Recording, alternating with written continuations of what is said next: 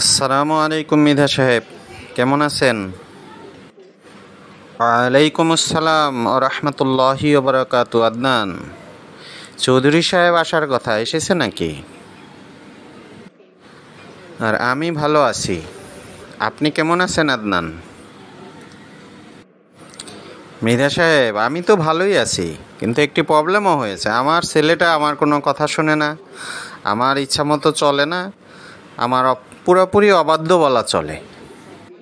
কি আর করবেন আদনান, যে যুগ পড়ছে, এখন তো সন্তানরা মাতা পিতাকে বৃদ্ধাশ্রমে রেখে আসে।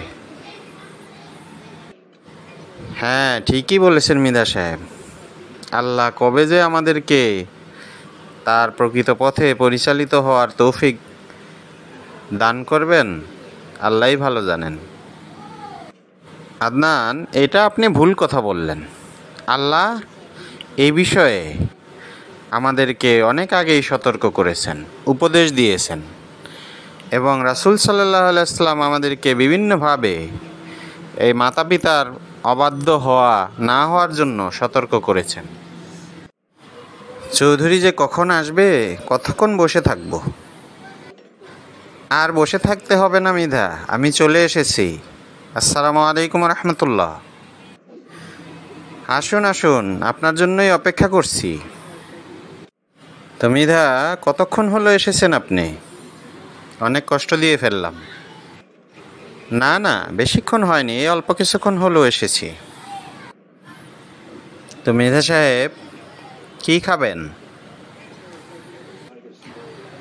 দেন কোনো হালকা পাতলা খাবার, স্যুপ অথবা চা কফি একটা কিছু হলেই হবে।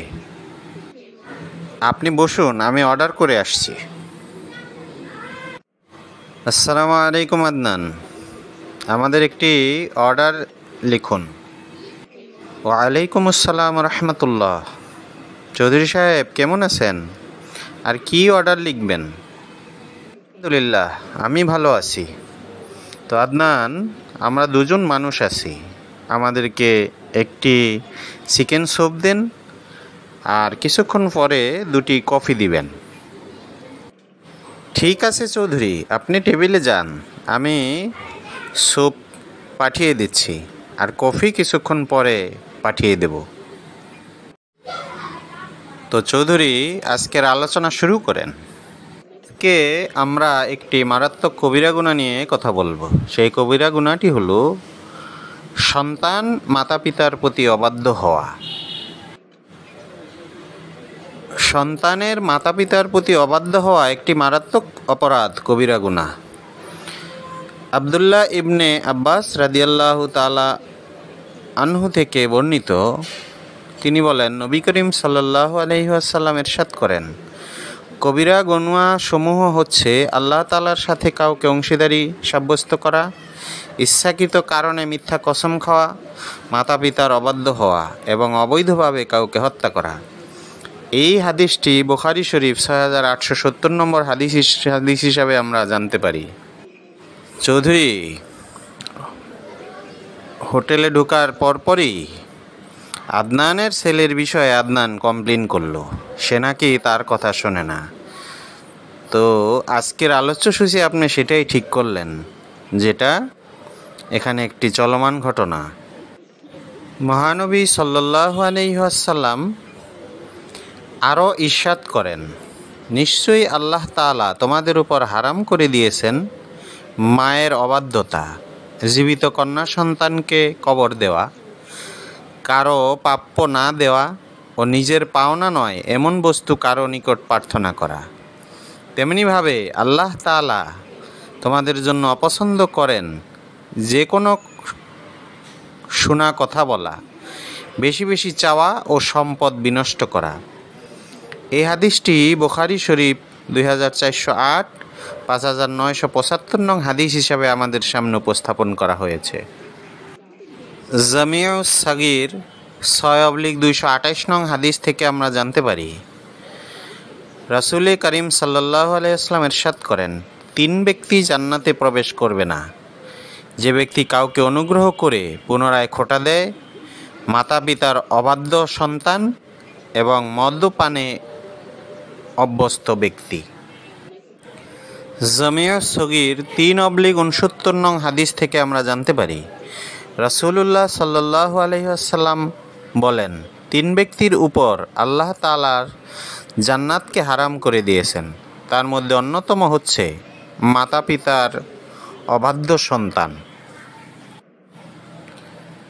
সিলসিলাতুল আহাদিসুস সহিহা 2/289 নং হাদিস থেকে আমরা জানতে পারি, মহানবী সাল্লাল্লাহু আলাইহি ওয়াসাল্লাম বলেছেন, 3 ব্যক্তি বাইতুল মুকাদ্দাসে প্রবেশ করতে পারবে না: মদ্যপানে অভ্যস্ত, মাতা পিতার অবাধ্য সন্তান এবং যে ব্যক্তি কাউকে অনুগ্রহ করে পুনরায় খোঁটা দেয়।